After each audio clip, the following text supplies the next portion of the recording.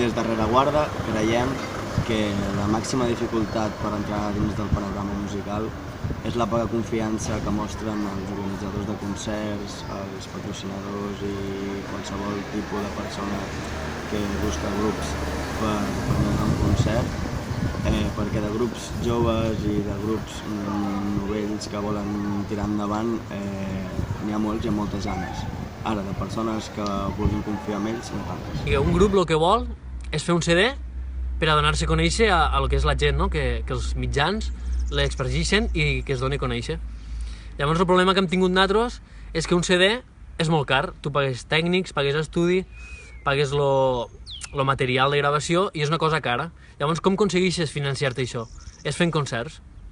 Però clar, el problema que hi ha és que els ajuntaments o els locals que et contracten no paguen ara per la música, o sigui, per molt que tu agrades, te pagaran poc perquè vagis, llavors n'has de fer molts per a poder reunir els diners i gravar el CD.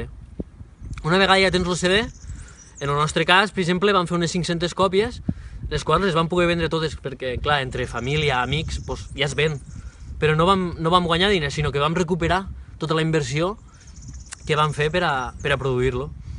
Però bueno, l'important és que, fet això, ja tens el producte, que és el CD, i en aquest producte ja et pots repartir-lo i donar-te a conèixer una miqueta.